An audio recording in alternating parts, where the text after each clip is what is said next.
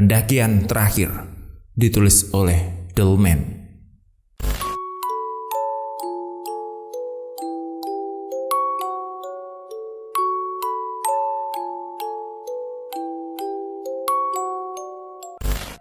Cerita ini diawali dari Randy Augusta Alviano, remaja 19 tahun yang tercatat sebagai salah satu siswa dari SMA swasta di salah satu kota besar di Indonesia. Hobinya selalu berhubungan dengan tantangan, hobi yang cukup banyak digemari kaum Adam, namun yang paling disukainya adalah petualangan. Mendaki gunung adalah salah satunya. Bukan hal yang baru bagi seorang Randy melakukan pendakian. Dalam catatan pribadinya, dia sudah cukup berpengalaman melalui pendakian bersama teman-temannya dari komunitas para pendaki. Walaupun gunung yang pernah ditaklukkannya tak memiliki reputasi medan yang berbahaya. Semuanya hanya gunung-gunung kecil yang masih berada di Pulau Jawa. Untuk itu, dia berencana untuk melakukan pendakian terakhir sebelum mereka semua menjalani hidup masing-masing. Bersama yang ketiga sahabatnya, yaitu Benny Febrian, Ari Bayu Segara, dan Danu Runi Aska. Benny dan Ari tak kalah pengalamannya dengan Randy, karena memang telah beberapa kali melakukan pendakian bersama. Yes, akhirnya kita lulus bro. Randy, Benny, Danu, dan Ari bersorak di antara teman mereka yang juga lulus pada saat itu. Setelah perjuangan mereka selama 3 tahun berseragam hitam putih abu-abu, tanpa gengsi dengan status mereka yang menganggap diri mereka adalah laki-laki sejati, berpelukan layaknya anak kecil yang sedang menang undian dengan hadiah mewah. Walaupun nilai mereka tak tergolong istimewa, tapi mereka tetap bangga pada hasil yang mereka capai. Karena menurut pemikiran mereka, sekolah hanyalah tempat untuk mendapat ijazah, karena tantangan bagi seorang laki-laki adalah sebuah pendakian. Sebuah pemikiran konyol remaja, namun sangat mereka junjung tinggi sebagai ideologi. Berarti kita jadi kan? Tanya Benny kepada lainnya, dan langsung dijawab serentak walaupun bukan paduan suara, tetapi untuk urusan pendakian mereka menyuarakan satu suara yang sama. Jadi, sebelum ujian, bahkan jauh-jauh hari, keempat orang sahabat ini sudah menyusun rencana yang sangat matang. Setelah mereka lulus, mereka berencana melakukan pendakian yang menurut mereka sangat menantang. Padahal tak ada yang meminta mereka menantang pendakian tersebut. Mereka sangat ingin sekali mendaki salah satu gunung tertinggi di Indonesia. Pada awalnya rencana mereka adalah menaklukkan puncak tertinggi di Papua. Namun karena berbagai macam pertimbangan yang pada akhirnya mereka mengurungkan niatnya dan mengalihkan pilihan mereka pada salah satu gunung tertinggi di Pulau Jawa. Tapi lagi-lagi rencana mereka harus berubah dikarenakan Benny Danu berencana mengajak pasangan mereka masing-masing. Ya nggak asik loh bro, masa naik gunung bawa cewek segala? Ujar Ari mengeluh tentang rencana Benny dan Danu yang menurutnya akan membebani mereka dalam perjalanan nanti. Ya habis gimana bro, kalau nggak diajak gua nggak diizinin buat ikut kalian, ucap Benny beralasan. Namun Benny berkata jujur dengan alasannya kali ini. Udah biarin aja Ri, yang penting cewek mereka ya tanggung jawab mereka, jangan nyusahin kita nanti lo ya. Randy berusaha netral dan menengahi Ari dan Benny, dan membiarkan mereka membawa pasangan masing-masing dengan kesepakatan bahwa itu tanggung jawab masing-masing. Ya nggak akan ngerepotin kalian kok. Akhirnya mereka pun sepakat untuk berangkat berenam karena bertambah 2 orang perempuan yang tak lain adalah kekasih Benny dan Danu. Terus tempatnya gimana nih? Ke gunung yang deket aja atau gimana?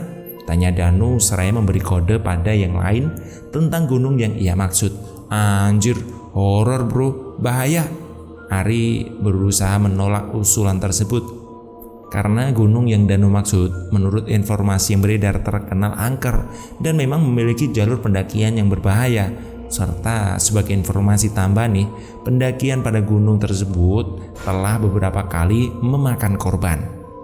Ya cemen lu, itu cuma mitos bro, legenda aja.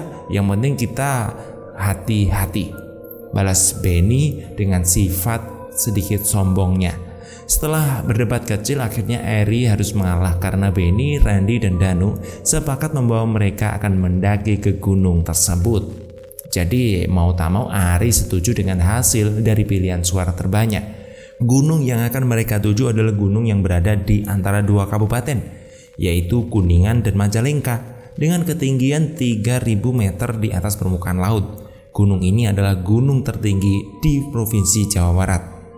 Untuk itulah keempat sahabat ini memutuskan untuk mendaki gunung tersebut, karena walaupun mereka tak mampu menaklukkan Gunung Jayawijaya, gunung tertinggi di Indonesia, serta Semeru, gunung tertinggi di Pulau Jawa, setidaknya mereka pernah menaklukkan gunung tertinggi di Jawa Barat. Sebuah ambisi yang masuk akal bagi para pendaki. Namun mereka tak sadar bahwa gunung yang akan mereka tuju dihuni berbagai makhluk menyeramkan. Walaupun sebenarnya iblis yang berbahaya itu terlihat nyata dan bisa saja ada di sekitar mereka. Siapkah mereka menghadapi keangkeran pada pendakian terakhir mereka?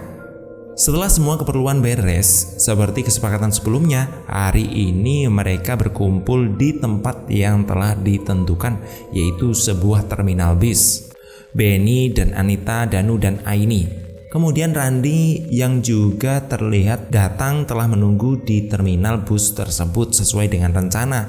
Hanya tinggal Ari, seorang yang sampai waktu keberangkatan bus hampir tiba pun belum terlihat batang hidungnya. Sorry, buat telat. Ari datang dengan terengah-engah setelah sebelumnya berlari sekuat tenaga, berusaha sampai tepat waktu untuk datang. Walaupun sebenarnya dia sudah terlambat dari waktu yang telah mereka sepakati sebelumnya. Dari mana lu? Dandan ya? Benny dengan nada kekesalnya langsung memarahi Ari yang membuatnya semakin merasa bersalah. Udah, sekarang kita langsung ke mobil aja, keburu busnya berangkat. Randy menengahi, bukan karena membela tapi lebih kepada bus yang akan mereka naiki memang sebentar lagi akan berangkat.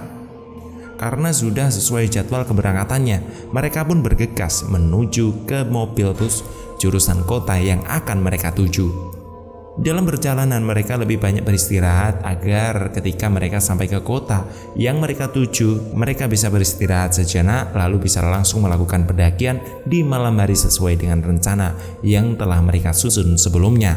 Dalam perjalanan yang memakan waktu lebih dari setengah hari itu, semuanya lebih banyak diam dan memaksakan diri untuk terlelap agar lebih menghemat tenaga. Dengan bantuan AC dalam mobil dan kondisi yang cukup nyaman, akhirnya mereka bisa terlelap. Hanya Benny dan Danu saja yang masih tetap terjaga dengan pasangan masing-masing bersandar lelap di bahu mereka.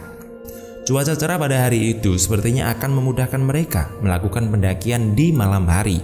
Di pertengahan tahun seperti ini, memang intensitas hujan sudah tak terlalu tinggi, namun mereka semua selalu membawa jaket khusus untuk pendakian yang melindungi mereka dari dingin serta hujan, atau sekedar jas hujan untuk menjaga-jaga ketika kondisi sudah tak memungkinkan.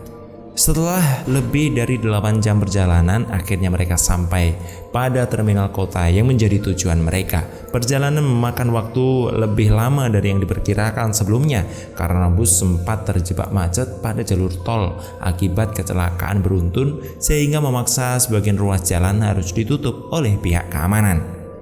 Akhirnya sampai juga, pegel pinggang gua kelamaan di mobil. Danu yang baru saja turun dari bus meluruskan pinggangnya yang berasa kaku. Dia turun lebih dulu bersama Anita melalui pintu belakang yang lebih dekat dengan tempat duduk Danu dan Aini. Yang kemudian dia disusul Benny serta Anita, lalu Randy, yang terakhir Ari. Berbeda dari yang lain yang antusias dan bersemangat serta tak sabar melakukan pendakian terakhir mereka, Ari justru terlihat murung dan lebih banyak diam, seperti sedang memikirkan sesuatu. Untuk sesaat matanya memperhatikan yang lain dengan seksama dan butuh sepersekian detik untuk berpaling ketika dia menatap Aini. Kenapa lo? Tanya Randy melihat Ari yang rasa tak seperti biasa. Gak kenapa-napa, balas Ari dengan datar.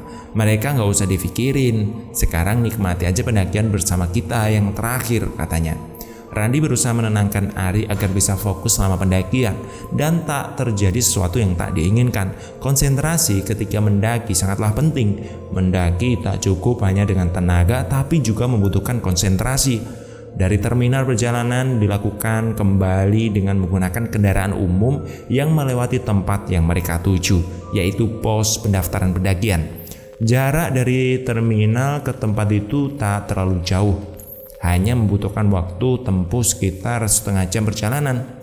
Begitu tiba, mereka langsung menuju pos pendaftaran pendakian dan mendaftarkan diri mereka lengkap dengan fotokopi identitas yang sudah mereka siapkan sebelumnya.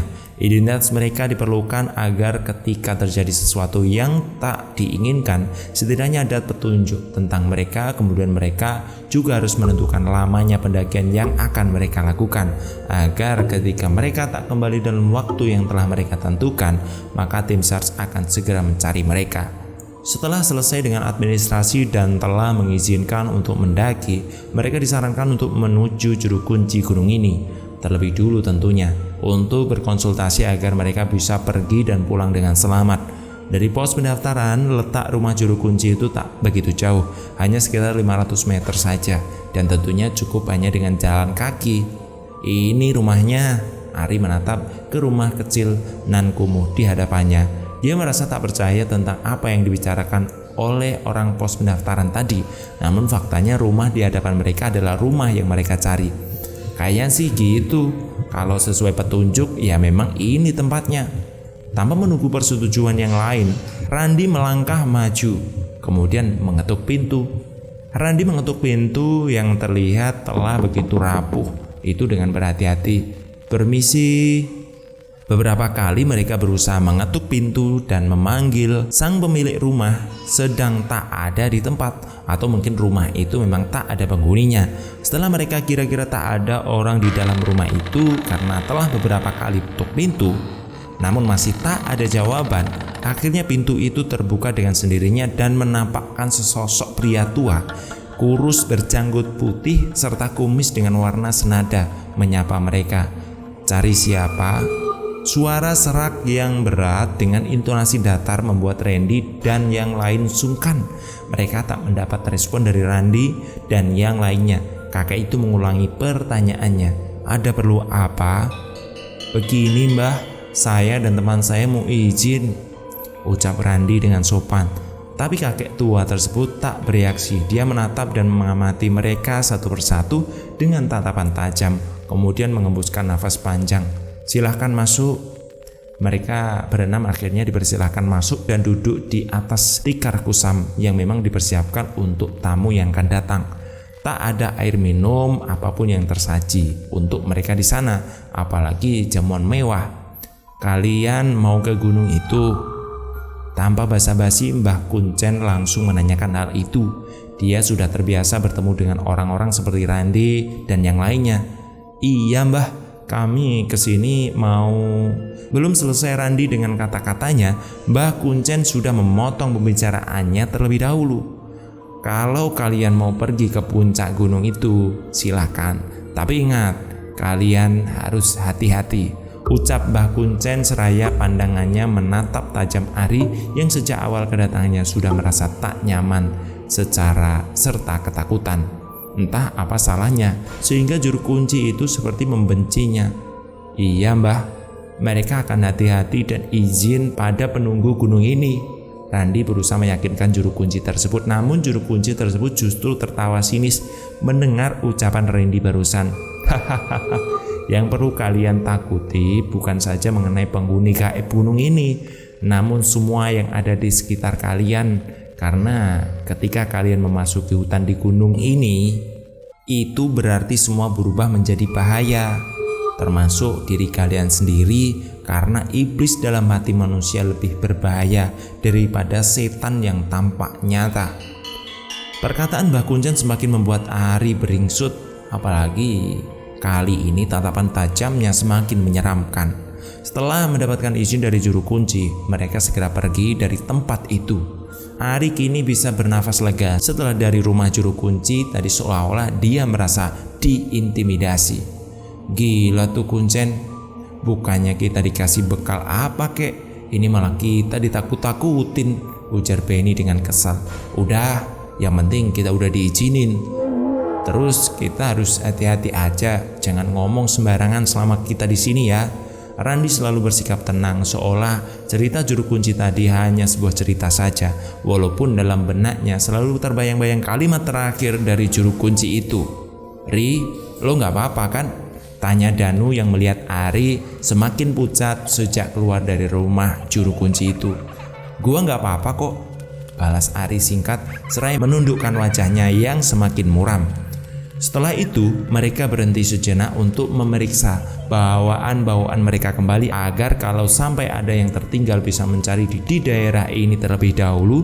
Setelah selesai dan semua dipastikan dan sudah dipastikan tidak ada yang tertinggal, mereka pun berangkat menuju pos pertama. Sebelum kita berangkat, alangkah baiknya kita berdoa bersama terlebih dahulu agar kita selalu mendapatkan perlindungan dari Yang Maha Kuasa. Randy bertindak sebagai seorang pemimpin walaupun sebenarnya tak ada yang memintanya. Namun yang lain pun sepertinya sepakat walau tanpa memberikan suara, karena dalam kegiatan ini memang harus ada yang bertindak sebagai pemimpin yang mampu menuntun dan menengahi mereka. Setelah selesai berdoa dan mengecek peralatan yang mereka bawa, tepat jam 4 sore mereka mulai pendakian menuju pos pertama. Randy berjalan paling depan sementara Benny, Anita berada di belakangnya. Kemudian Danu dan Aini seterusnya. Ari berjalan paling terakhir. Perjalanan baru saja dimulai namun keheningan sudah tercipta sejak tadi. Sesuatu yang tidak biasa untuk perjalanan kali ini. Jalan setapak yang tak terlalu rimbun oleh semak-semak di samping kiri kanan serta medan yang belum terlalu menanjak membuat mereka bisa melewati dengan cukup cepat. Namun baru menempuh jarak sekitar beberapa ratus meter dari titik awal pendakian, Ari yang berjalan paling belakang sudah minta istirahat. Nafasnya terengah-engah, bahkan wajahnya sempat pucat. "Bro, berhenti dulu ya, gua capek, nafas gua habis." Ari sedikit berteriak memanggil mereka yang berjalan di depan. Mereka sudah berjalan cukup jauh meninggalkannya, namun beruntung mereka masih bisa mendengar teriakan Ari. Ia duduk meluruskan kaki bersandar pada pohon besar di belakangnya seraya memasukkan sebanyak-banyaknya oksigen pada paru-paru yang sepertinya sedang tak mendukung kegiatan Ari saat ini. "Ya elah bro, baru sebentar doang masa kalah sama cewek?" ucap Danu dengan nada sinis meledek, namun Ari tak menanggapinya.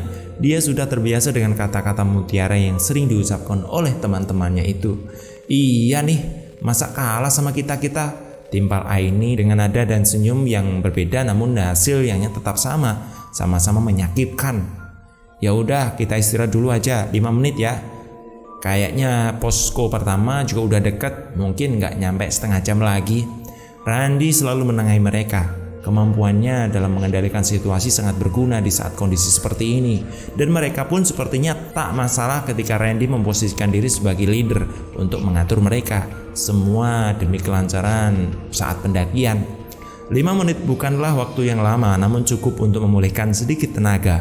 Setelah beristirahat kembali, melanjutkan perjalanan menuju pos pertama yang menurut pemikiran jaraknya sudah tak begitu jauh. Hari sudah semakin gelap, namun pos pertama masih belum juga terlihat. Padahal kalau sesuai dengan peta petunjuk yang diberikan oleh orang yang di posko tadi, seharusnya memang sudah sampai. Namun tak beberapa lama akhirnya mereka pun tiba di pos pertama. Ari yang sudah kelelahan sejak tadi langsung menjatuhkan keril dan semua barang bawaannya, kemudian merebahkan diri di atas sebidang tanah berumput yang berada di samping pos pertama, seraya kembali memasukkan oksigen sebanyak-banyaknya. Baru begitu aja udah tebar luri. Ini masih jauh loh. Benny duduk di samping Ari yang sedang menikmati istirahatnya. Dia tak peduli dengan ocehan orang-orang yang mengejeknya, termasuk Benny. "Sorry bro, kayaknya gue lagi gak fit nih." Ari menanggapi ucapan Benny dengan santai dan posisi yang juga terlihat santai. "Kita istirahat di sini cuma 1 jam. Jadi kayaknya nggak perlu bikin tenda, cukup bikin api buat masak. Siapa yang mau nyari kayu atau ranting?" Randy memberi kode. Namun sayangnya yang lain sepertinya tak berniat mengajukan diri. Tak ada satupun dari mereka yang menanggapi. Jadi dengan terpaksa Randy akan berangkat seorang diri. "Oke, kalau gitu gua yang nyari kayu bakar.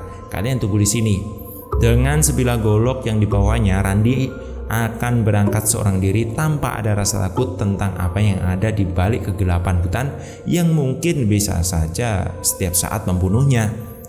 Ran, tunggu gua ikut. Benny pada akhirnya bersedia menemani Randy mencari kayu bakar karena dia pikir tak enak membiarkan Randy mencari kayu bakar sendirian. Bentar, gua juga. Yang kemudian disusul oleh Danu yang sedikit berlari menyusul mereka berdua. Kok pada pergi sih? Kita sama siapa? Ini protes. Di tempat yang sebentar lagi akan mulai gelap, dia tak mau ditinggal dengan orang yang saat ini tak bisa diandalkan. Kan ada Ari sama Anita.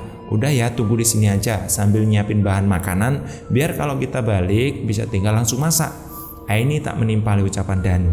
Dia sudah berjalan jauh menyusuli Randy dan Benny meninggalkan Aini dan yang lain di samping pos pertama. Hari sudah mulai gelap hingga Ari, Anita dan Aini tak mampu saling melihat satu sama yang lain. Suasana kini tak lagi hening seiring nyanyian hewan malam yang mulai nyaring. Senter kecil yang Ari bawa tak mampu menerangi mereka bertiga di pos itu. Anita dan Ani sibuk menyiapkan bahan masakan untuk makan malam mereka. Beberapa butir telur dan bumbu-bumbuan serta beras untuk masak nasi. Krek, krek. Bunyi semak-semak yang terinjak sesuatu tepat di belakang Ari, entah itu hewan atau yang lainnya, membuat mereka sedikit merinding. Karena bagaimana tidak, di hutan angker di kaki gunung ini yang bisa saja ada dan terjadi. Mereka saling pandang satu sama yang lain dengan nafas tertahan, menahan ketakutan yang menyerang. Lalu tanpa aba-aba, seekor musang berlari di depan mereka, membuat mereka tersentak kaget namun lega karena yang mereka lihat adalah seekor musang. Tanpa mereka sadari, sepasang mata berwarna merah memandang mereka dengan tajam, mengawasi semua gerak-gerik mereka ini. Sial, hewan sialan, gak tahu orang lagi takut apa. Ari mengumpat, tubuhnya kini terasa lemas setelah tadi sempat menegang menahan takut. Mereka lama banget sih. Ini sudah mulai gusar setelah kejadian tadi. Perasaannya tak mulai enak. Bentar lagi mereka datang kok. Anita berusaha menenangkan Aini, walaupun dia sendiri tak yakin dengan ucapannya. Namun tak beberapa lama, Randy, Benny, Danu telah kembali dengan membawa kayu dan ranting yang tak terlalu banyak, namun dirasa cukup untuk sekedar menemani mereka selama berada di pos pertama. Kalian lama banget sih nyari ranting apa tidur? Tanya Ari dengan ketus karena dia merasa ketakutan setelah kejadian tadi. Perasaannya pun mulai tak enak setelah adanya kejadian itu.